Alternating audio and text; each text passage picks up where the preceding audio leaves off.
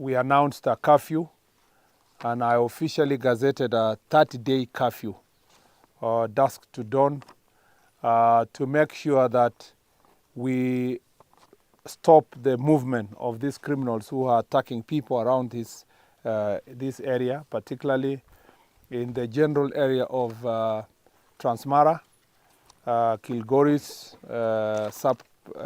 constituency.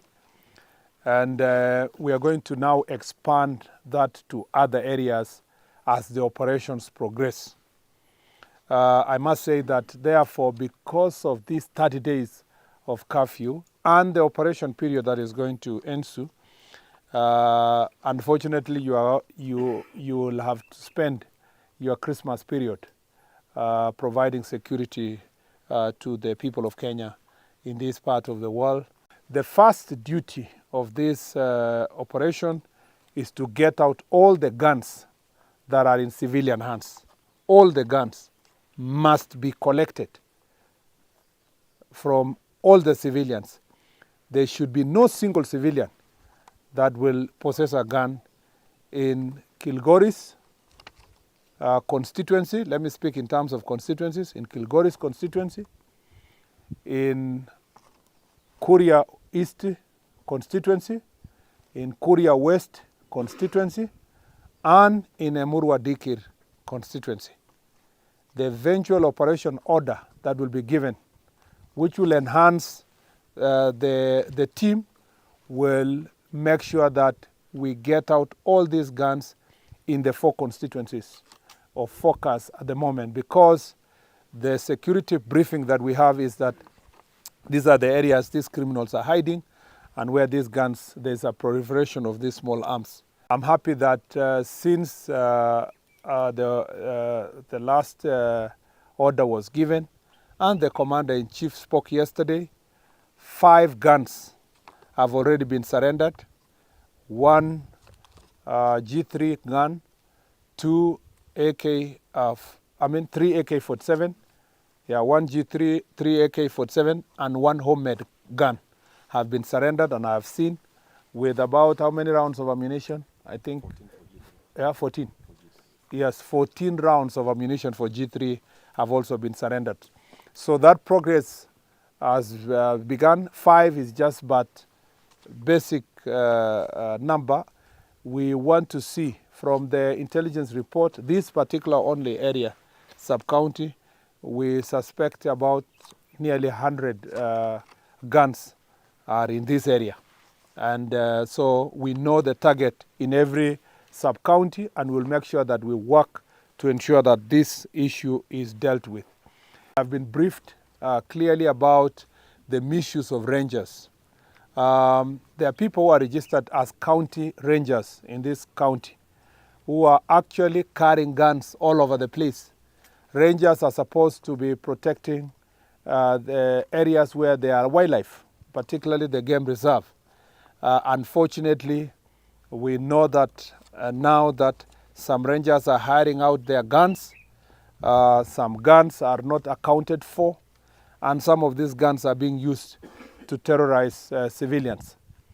I have directed the IG from a policy perspective to provide a clarity to all the counties that have rangers, and I will be putting this directive also in writing to the IG as a policy direction to make sure that all the guns that are possessed by any ranger across the country are accounted for.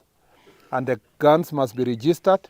They must be registered, and the persons holding them must be registered as national police reservists, and they must be accountable to the national government and the National Police Service as part of the NPR. That way, we're going to have a view. I am even told that some rangers are manning cess collection points on behalf of county government. That is not the reason why we have rangers in counties. So all the counties where the rangers are operating across Kenya, including now here, is that we are going to ensure that there is a proper vetting and proper accountability of those rangers.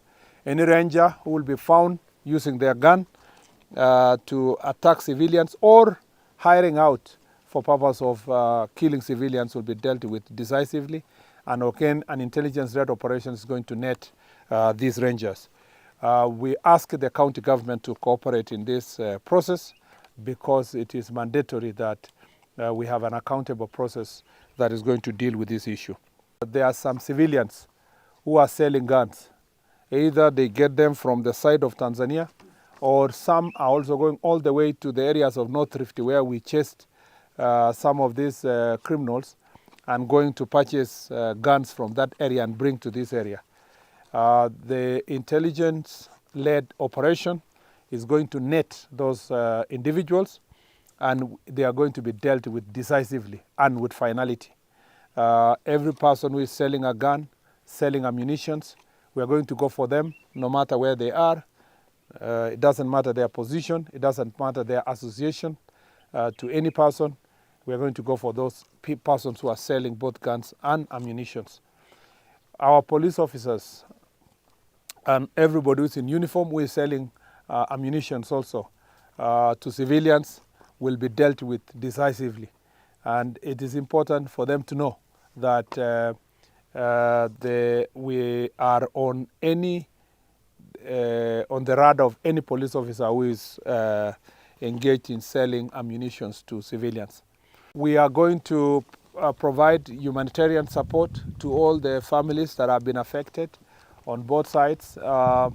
The department responsible for this, which is the special programs, is going to provide support to people whose houses were burned to make sure that we give them building materials, but also those who lost everything, particularly around this Christmas period, they are going to be supported to get at least food and to settle them back to their own homes. We mean business. When we say we mean business, we are going to stop this madness in this area. The same way we did in North Rift, we are going to collect all the guns that are in civilian hands. It's up to the individuals who have the guns to choose if they are going to surrender their guns voluntarily or they want us to come and take by force. I have extended, and then working together National Police Service, there is an olive branch that has been extended by the National Police Service, and I'm announcing it here, that it runs only for remaining 7 days. By 30th of this month, if you will not have voluntarily surrendered your gun, then you do not blame any of the police officers for the action that is going to take place. Napenda tu kusisitiza ya kwamba bunduki zote zitaondolewa kutoka mikono ya wananchi, kutoka Kilgoris constituency, Emuru Dikir constituency, Narok, Kuria East na Kuria West. Tutahakikisha kwamba ile operation tutafanya kwa hapa itahakikisha kwamba bunduki zote ziko katika mikono ya watu binafsi ama wananchi zimeondolewa. Na ninasisitiza kwamba pia wale ambao wanaitwa rangers ambao wanatumia bunduki vibaya, sasa wote watakuwa registered na county government wa cooperate National Police Service to make sure that rangers wote kwa Narok na kwa Kenya mzima wamesajiliwa vizuri kuhakikisha kwamba kazi yao inaweza kuonekana, ndio wale wanaotumia bunduki vibaya wanaweza kushughulikiwa.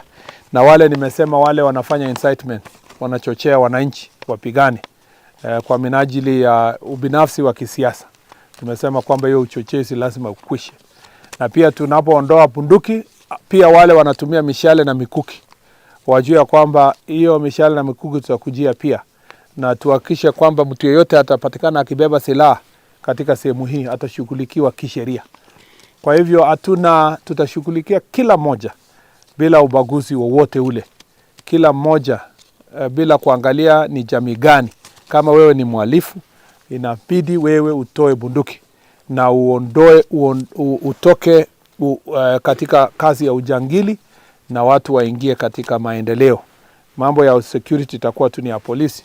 Wale ambao wanafanya wanaharakati wa siasa, wale wanataka kuchakuliwa, ama wale wanafanyia kampeni wengine sasa watafute njia mbinu mbadala ya kufanya kampeni, sio kutumia uchochezi ya kuchochea jamii zetu waweze wakapigana. 7 days, after the elapse of 7 days, we will aggressively go to the next phase of picking up those illegal guns within the public.